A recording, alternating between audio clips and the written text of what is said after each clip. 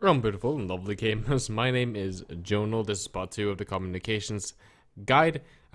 This was supposed to be out tomorrow, and why do you know why is it late to upload? Okay, so my fucking roommate had his exams, and he was like, "Can you not like record late?" And I was like, "You really wanna, but I'm gonna be nice," because he took out the dishes. So yeah, let's begin with this. So if you haven't watched part 1, I will link to that down in the description.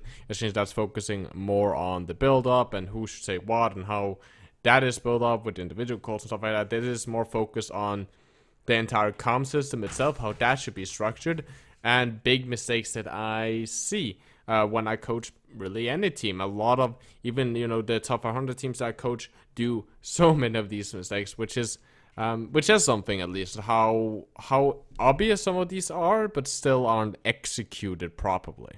Okay, so let's begin. For example, one of the big things that happens when people start calling is that they call something once. Sometimes they call it multiple times. That's normally more in hectic situations, but a lot of time people call stuff once and only once. So for example, they'll say I'm low HP, or I'm backing, or I can ult, right? And they will say that one time, and if they want to be heard, a lot of the time they yell into the microphone as loud as possible to make sure they get heard. Both of these are very ineffective ways of doing it. You don't want it to be a screaming context during the tournament where everyone's just like trying to yell the loudest to get the most attention for the team. One, because it's really bad for your throat, and two, because it's really fucking irritating to listen to someone being like, "Get the fucking Reinhardt!"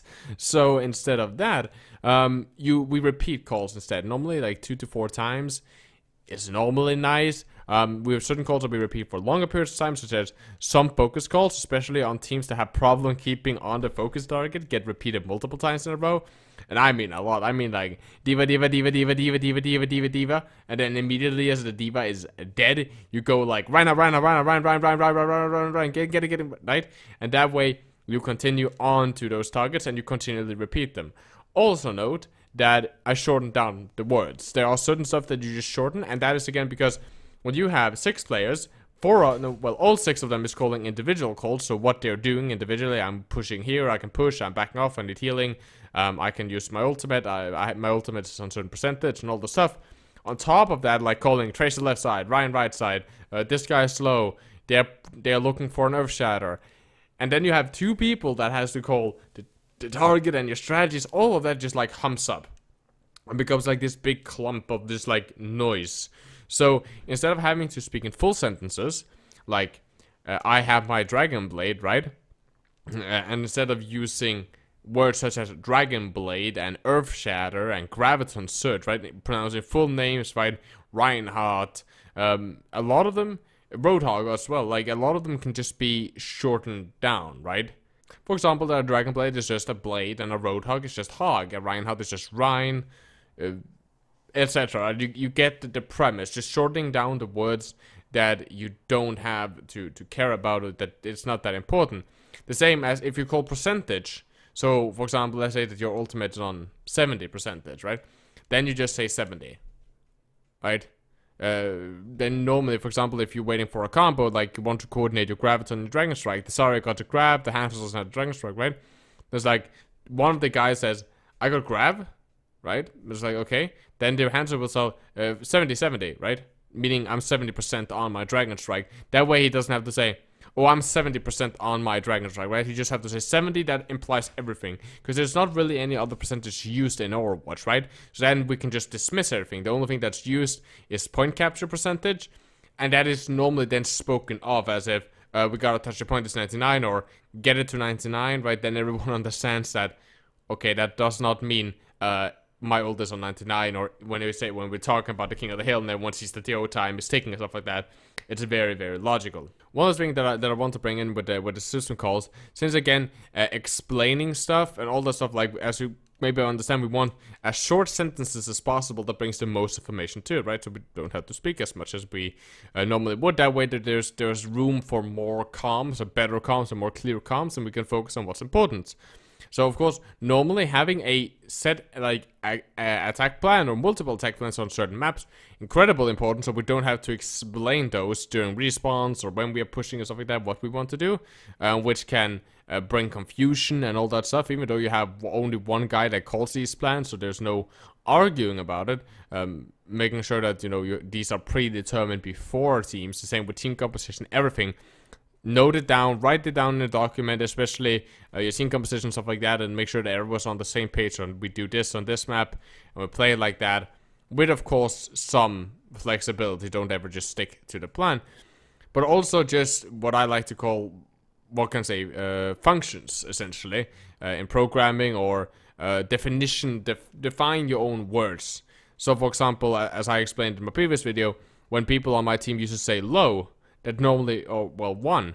So, for example, Reinhardt 1, or Genji 1, or Ana 1, right? Then I knew that that means that they were 80 HP or lower. Not like 20 HP, but 80 HP. That's something that we had defined in the team, because that's what I could burst with Genji. The same goes for a lot of it. Like, if your tank says play passive aggressive, right? Or play passive, or play aggro, or what does that actually mean for the team? How should they actually play? Or if your Winston say I'm tickling main, what does he mean? Like, how is he gonna play, and maybe what should the team be doing? Especially if you're not a very high tier team, like you're not one of these top 100 teams that I coach, something like that, then especially making sure that everyone understands the exact same thing happening is very important. If you say that you're rotating, what do you mean by rotating? Which normally means that you're going essentially all the way around, essentially just flipping your team composition to the other side. What does it mean? What's the purpose? What should everyone be doing? What should it not be doing? And just going over this stuff is very important to make sure there's no, what can I say, miscommunication. Okay, so now I will be trying something new. I will now stop this edit. I will stop this audio cue, and then I will edit in me doing another audio cue, which will be live. So I hope that the editing transition is really cool. I've never done this before. So let's see. This is gonna be a how to structure your communication system so that no one gets confused about position calls, and actually also how to build up your position calls. So up to you, fucking Jonal in the future. Explain that shit. Well, thank you, Jonal from the past. I'm Jonal from the future. So now we are taking a look at how we build up our communication system. So this is just, again, this is that banana. I made a video on this tool. If you don't know what this is, I highly recommend checking out that video. This is an incredible tool. But now we are essentially just taking a look at how we build up our communication system. I'm actually going to move this out just a little bit back there. Okay, good. Now, essentially, we're the blue team, and we're just pushing this way right here, right? We want to capture the capture point that's over here covered. And, okay, so how do we do that, like, exactly? Well, it's fairly simple. So you can think, right? You have a 360 degree, right? You can always look around your 360 degree. That's just how stuff works. It's absolutely fantastic. And this is your Reinhardt. So your Reinhardt defines your main group normally. Not always, but normally. Essentially, your main tank defines the main group. And a lot of time that also means that the payload defines the main group to a certain extent. But normally, the direction of the main group is normally just the path that you're pushing, right? So this is the path that we are pushing. So therefore, the Reinhardt here is our main group. And the way that he wants to push is just the way that we call from, right? Meaning, in theory, if he comes from this alley, if we start here, then this is where we will push. And if we then rotate to here, then we just go straight onto the standard path. This will hopefully make way more sense, to just bear with me. This is a little bit difficult to explain. So, if we define this circle here in half, then we see we get 180 degrees this way and 180 degrees this way, right? I'll just call this red just to be more clear about that.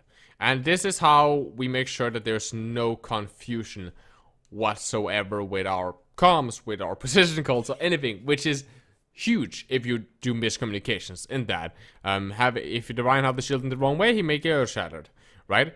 So when we do any calls, like someone is on our left side, someone's on our right side, this is what you think about. This 360 degree that's divided in two, this is what we think about. So everything on this blue side of the circle is just whatever, right? Because that's the way we're pushing. So it's just like whatever. We just call it nothing. So so for us, this would be Sadyala is on the left side, right? Because he's inside this blue circle, right? And therefore he's on the left side. Everything past this red line is behind, right? In the back, whatever you want to call it. So for some reason, if the Reinhardt goes from here and drops down here, then Ryan in the back, or Ryan right side behind, right? If he's here, then it's just Ryan behind. Normally we wouldn't just call this behind, but you can call it right side behind if he's hugging here.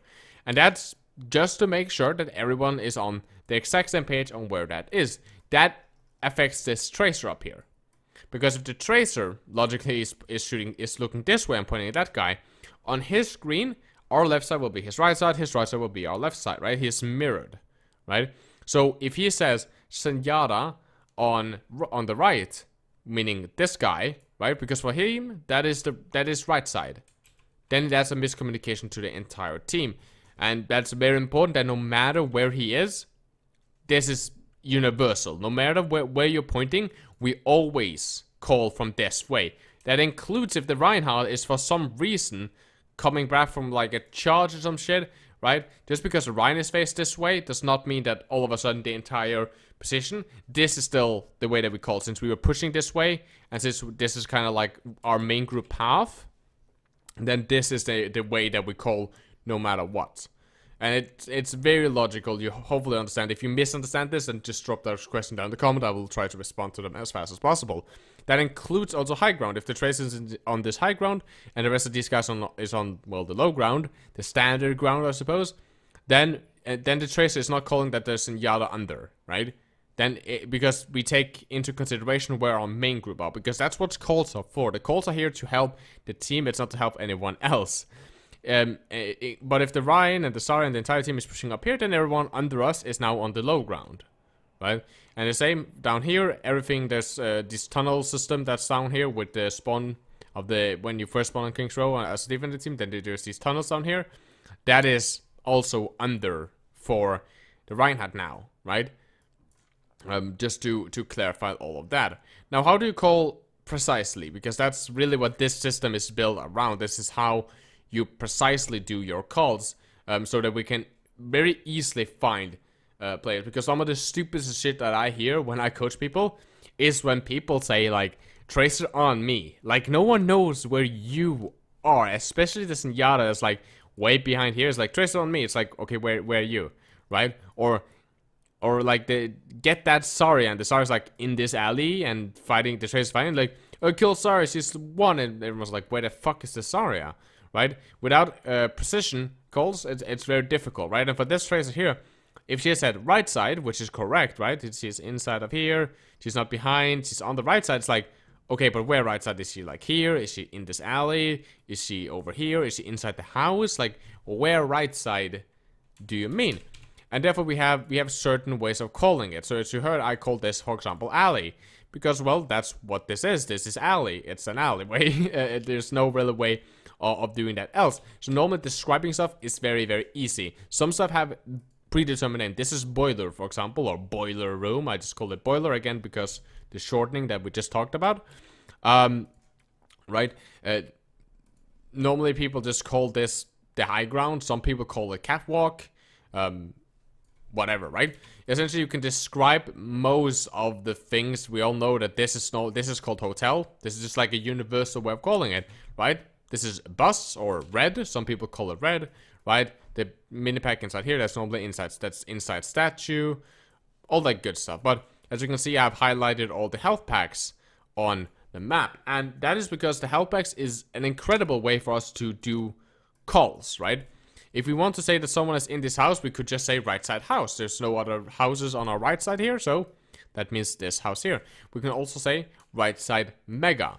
I used mega and instead of big pack, so I like, so some people like to call it big. I like to call it mega and mini. That's really up to you guys, as long as your team understand it, right? But mega packs and mini packs are incredible. Your team needs to know where those are, but by knowing those, you can get very precise calls. So, for example, if this thing, what would you call this? Like this little room here. What would you call that? I would call it, I don't fucking know, stairs, like left side staircase, or something like that, which is very long. But if I can just say left mini, then it's like, oh, okay, there's like, if my team of course has to push up here, and we're like, okay, send left mini. There's like, okay, left side, there's a mini pack. There's only one mini pack. That means he's here. Okay, got it. Right? It's a very efficient way, and it's something that I feel a lot of people are underestimating. The call on of packs is like a god's gift to Earth, right?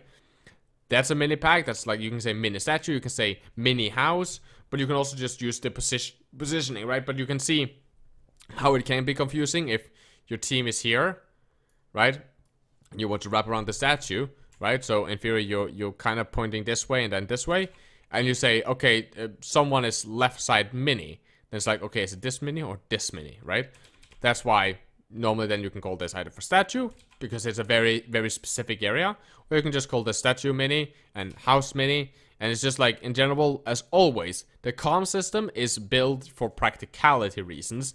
So if a system like this, like the mini mega system, where you just say the name of the pack and where it is, if that for some reason is very confusing, right? Then using the describe method, such as these windows here, are just called windows, right? Then using that to describe the object instead makes it easier. So dabble a little bit in that, but that is normally how we build very nice, clean and effective ways of team comps, so we can communicate nicely. Make sure that everyone knows their role as well in the team. So if you say that there's a Zarya on high ground here, then your team knows, okay, whose job is to deal with that Zarya on the high ground, so not everyone rushes her or no one rushes her. And I will be coming back with another guide. This is gonna be 3 to 4 episode series, so I hope that you liked this video. As always, guys, if you did, then like and dislike. If you didn't, and go down in the comments or tweet at me on Twitter or on the Discord server. Those are linked down in the description. If you have any question whatsoever about the comm system, or how you should call, or how you should build up certain stuff, or in general just any video suggestion, anything you want to see. Also, if you want to request coaching for a coaching video, then you can post that on our Discord server, and I will try to get those online. I want to really start up the coaching series now again. But besides that, guys, sorry for a long video. I love you very, very much. You guys take care of yourself, stay positive, and as always, keep the enemy in your crosshair.